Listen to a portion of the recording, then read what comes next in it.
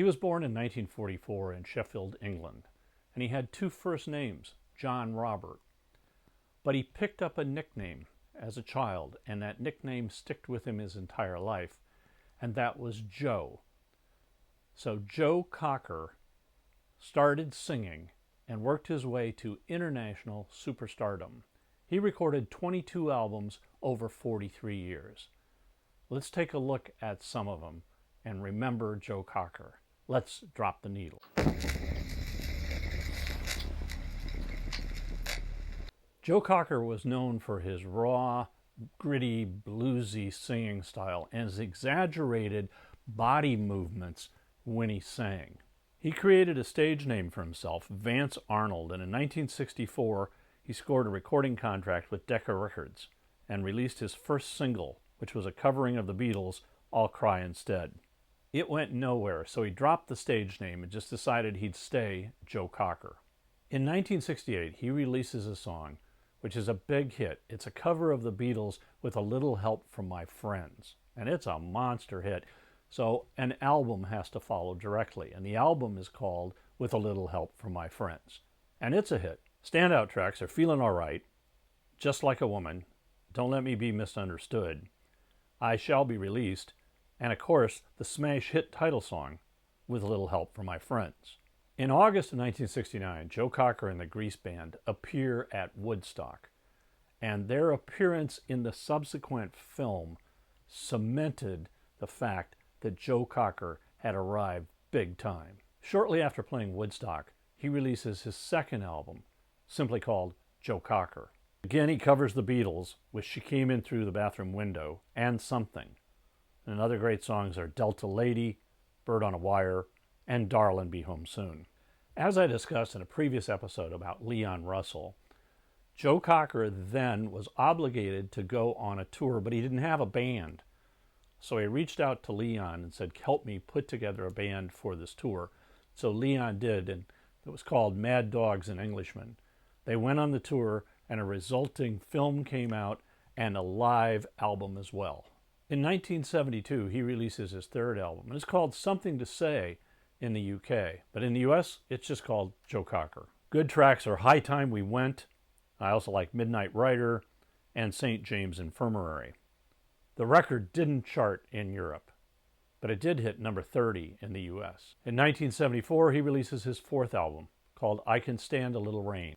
Good tracks are the title, I Can Stand a Little Rain, and of course, You Are So Beautiful, which sort of becomes a signature song for Cocker. At this time, Joe Cocker was really fighting alcohol abuse, and it affected a number of his live performances.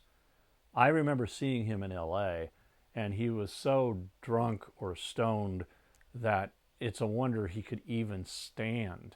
He was slurring as he sung. He would leave parts out of the songs.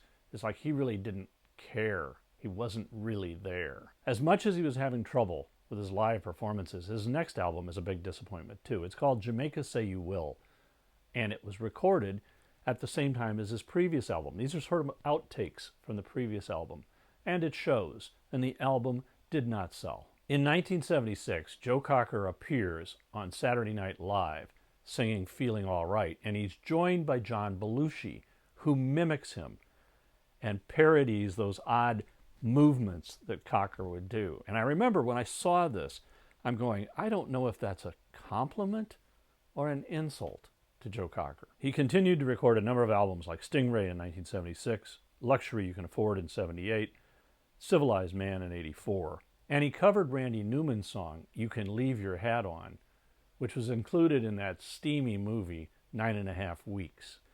Other albums were One Night of Sin in 1989, which was a hit, Respect Yourself in 2002, and then his last album, Fire It Up, in 2012. In the 80s, he toured extensively, and in 1994, he appeared at Woodstock 94. Now, Joe Cocker was one of the few acts who appeared at the original Woodstock Festival and then again at the second one. But he continued to have successes.